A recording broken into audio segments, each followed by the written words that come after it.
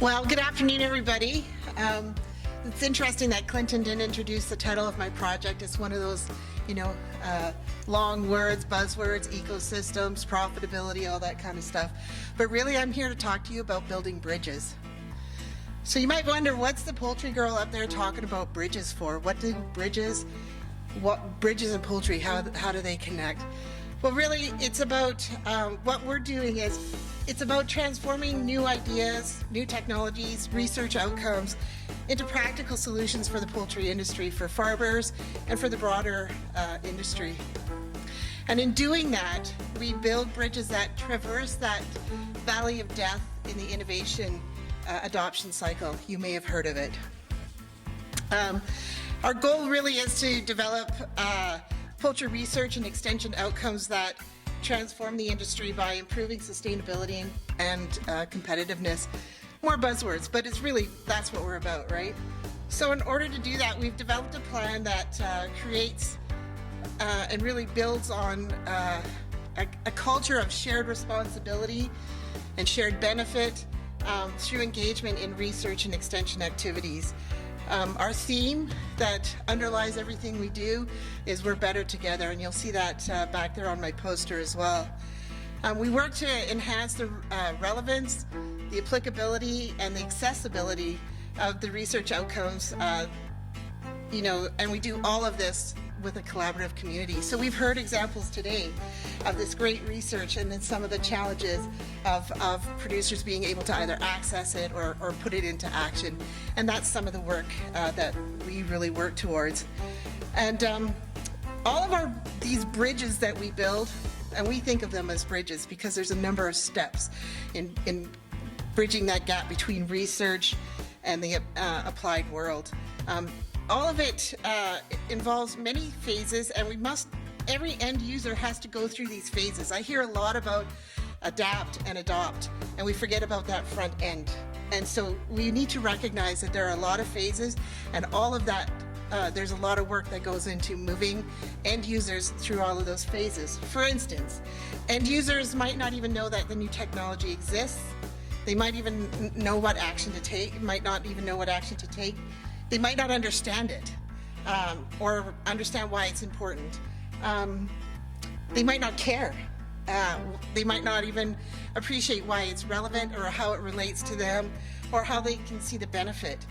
And then finally, they might not even believe it. This is the show me the money approach. Anybody relate?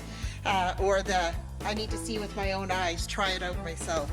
So we work to help transition all of those different barriers to getting over that gap and accepting new innovation. I have a funny little example to talk, that sort of highlights these things. In about 2006, I remember my husband and I were at a silent auction, and we're walking along past the tables, and there was this shiny little device on the table. And my husband leans over to me and says, "What the heck is an IPID?" And me, being so wise, I said, "Shh, it's an iPod."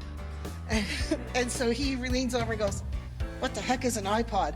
And that's where it ended. So I had gotten to the stage of I at least knew it existed, but I didn't understand what it was for. I didn't know why we would want it.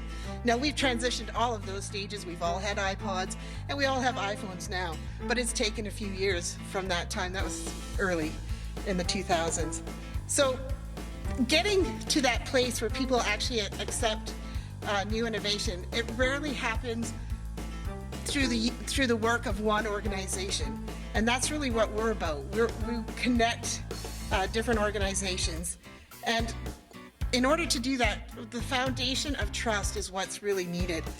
And so often we hear when we're doing extension, how many of you heard this? You can put up your hand, show me. You need to know your audience. Anybody? Yeah, we all hear that. But how do you do that, right? So that's why we really connect with the folks on the ground, the farmers themselves, and the people that the farmers rely on, and the people that they're working with, to really understand the challenges. We search the world for the literature and the solutions that are out there, and what's being done. And we communicate with the researchers. We work closely with them to understand, but also to inform what we're seeing and hearing, and then to translate that research. We tailor recommendations to the unique Alberta conditions. We have weather challenges. Anybody experience any of that? There are different conditions, labor, all kinds of things that make the conditions here in Alberta unique compared to other places around the world. I know I'm talking to the converted when I'm looking out here. Most of you have experienced this. But we create opportunities to bring people together. That's really what we're doing, to learn, to discuss, to demonstrate, and to try on new ideas. That gets them past that show me the money stage, if they can really try things on. So we develop tools to support complex decisions, and we're constantly learning and reevaluating as we go. You've heard me say it, innovation adoption really is a community effort, and we're really thankful, very thankful for the community that supports the poultry industry in Alberta and Canada. Partners like RDAR and our 4 poultry industries that we serve and all the allied industry around that. Together we've created a number of projects that have become household names in the poultry industry, such as Canadian Poultry Research Forum. It's a virtual conference. Who's tired of that? But it's a good conference because it brings together poultry researchers and students to share research outcomes. And this is, what does that have to do with farmers? But this is that part where we're scanning for innovation and collaboration. So we're looking for what resource is out there and building a network. More relevant to producers are some of our projects like Western Poultry Conference, Flock Talks, and we've recently developed a water decision app. So Western Poultry Conference is developed with farmers and the allied industry, really developing a relevant program. And in that, we also, aside from the industry and academic speakers, we also have farmers that present their experiences. Things like Flock Talk, that's become industry lingo. We tailor our approach depending on the group or the topic, but in general it means small discussion groups and farmers that are learning from each other, both through talking and doing. So we have hands-on demonstrations and trials that are key elements of the events. And so there's so much more to talk about. Give a PhD 5 minutes and they'll take an hour and think they didn't only use 2. So I'm going to leave it at that. And if you have any more interest, and I'd love to talk to you, my poster's at the back there. My team, part of my team is here. We'd love to visit with you and learn from you as well as, discuss what we've been doing. So thank you for your time.